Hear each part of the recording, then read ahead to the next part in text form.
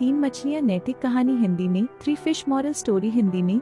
एक नदी के किनारे उसी नदी से जुड़ा एक बड़ा जलाशय था। जलाशय में पानी गहरा होता है, इसलिए उसने काई तथा मछलियों का प्रिय भोजन जलीय सूक्ष्म पौधे उगते हैं। ऐसे स्थान मछलियों को बहुत रास आते हैं। उस जलाशय में भी नदी से बहुत सी मछलियां आकर रहती थी। अंडे देने के लिए तो सभी मछलियां उस जलाशय में आती थी। वह जलाशय लंबी घास व झाड़ियों द्वारा घिरा होने के कारण आसानी से नजर नहीं आता था। उसी में 3 मछलियों का झुंड रहता था। उनके स्वभाव भिन्न थे। अन्ना संकट आने के लक्षण मिलते ही संकट टालने का उपाय करने में विश्वास रखती थी। प्रत्यु कहती थी कि संकट आने पर ही उससे बचने का यत्न करो। यदि का सोचना था कि संकट को टालने या उससे बचने की बात बेकार है, करने कराने से कुछ नहीं होता। जो किस्मत में लिखा है वह होकर रहेगा। एक दिन शाम को मछुआरे नदी में मछलियां पकड़कर घर जा रहे थे। बहुत कम मछलियां उनके जालों में फंसी थी, अतः उनके चेहरे उदास थे। तभी उन्हें झाड़ियों के ऊपर मछलीखोर पक्षियों का झुंड जाता दिखाई दिया। सबकी चोंच में मछलियां दबी थी। वे चौंके। एक ने अनुमान लगाया, दोस्तों, लगता है झाड़ियों के पीछे नदी से जुड़ा जलाशय है जहां इतनी सारी मछलियां पल रही हैं। मछुआरे पुलकित होकर झाड़ियों में से होकर जलाशय के तट पर आ निकले और ललचाई नजर से मछलियों को देखने लगे। एक मछुआरा बोला, हाँ, इस जलाशय में तो मछलियां भरी पड़ी हैं। आज तक हमें इसका पता ही नहीं लगा। यहाँ हमें ढेर सारी मछलियां मिलेंगी। दूसरा बोला। तीसरे ने कहा, आज तो शाम घिरने वाली है, कल सुबह ही आकर यहाँ जाल डालेंगे। इस प्रकार मछुआरे दूसरे दिन का कार्यक्रम तय करके चले गए। तीनों मछलियों ने मछुआरे की बात सुन ला थी। अन्ना मछली ने कहा, साथियों, तुमने मछुआरे की बात सुन ली। अब हमारा यहाँ रहना खतरे से खाली नहीं है। खतरे की सूचना हमें मिल गई है। समय रहते अपनी जान बचाने का उपाय करना चाहिए। मैं तो अभी ही इस जलाशय को छोड़कर नहर के रास्ते नदी में जा रही हूँ।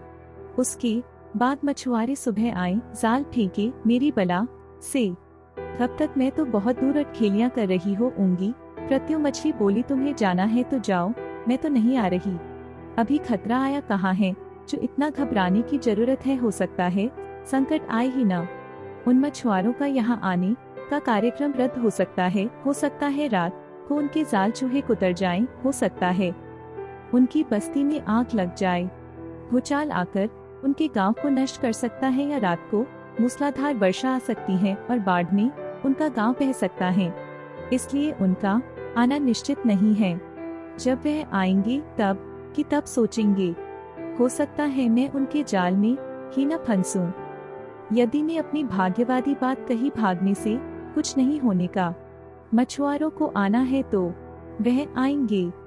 हमें जाल में फंसना है तो हम फंसेंगे। किस्मत में मरना ही लिखा है तो क्या किया जा सकता है। इस प्रकार अन्ना तो उसी समय वहां से चली गई। प्रत्यु और यद्दी जलाशय में ही रही। भोर हुई तो मछुआरे अपने जाल को लेकर आए और लगे जलाशय में जाल फेंकने और मछलियां पकड़ने। प्रत्यु ने संकट को आए देखा तो लगी जान बचाने के उपाय सोचने। उसका दिमाग तेजी से काम करने लगा। आसपास छिपने के लिए कोई खोखली जगह भी नहीं थी। तभी उसे याद आया कि उस जलाशय में काफी दिनों से एक मरे हुए ऊदबिलाव की लाश तैरती रही है। वह उसके बचाव के काम आ सकती है। जल्दी ही उसे वह लाश मिल गई। लाश सड़ने लगी थी।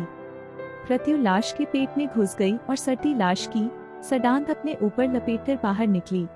कुछ ही देर में मछुआरे के जाल में प्रत्यु फंस गई। मछुआरे ने अपना जाल खींचा और मछलियों को किनारे पर जाल से उलट दिया।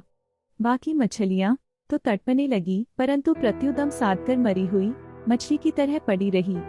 मछुआरे को सडांत का भपका लगा तो मछलियों को देखने लगा। उसने निश्चल पड़ी प्रत्यु को उठाया और सूंघा आग। यह तो कई दिनों की मरी मछली है, सड़ चुकी है। ऐसे बड़बड़ाकर बुरा सा मुंह बनाकर उस मछुआरे ने प्रत्यु को जलाशय में फेंक दिया।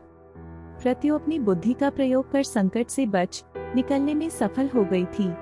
पानी में गिरते ही उसने गोता लगाया और सुरक्षित गहराई में पहुंचकर जान की खैर मनाई। यदि भी दूसरे मछुआरे के जाल में फंस गई थी और एक टोकरी में डाल दी गई थी। भाग्य के भरोसे बैठी रहने वाली यद्दी ने उसी टोकरी में अन्य मछलियों की तरह तड़प तड़पकर प्राण त्याग दिए। मॉरल ऑफ द स्टोरी, सीख है भाग्य के भरोसे हाथ पर हाथ धरकर बैठे रहने वाले का विनाश निश्चित है। आपको यह कहानी कैसी लगी नीचे कमेंट करके बताएं और इसी तरह की रोचक और अलबेली कहानियां देखने के लिए इस चैनल को सब्सक्राइब करना ना भूलें।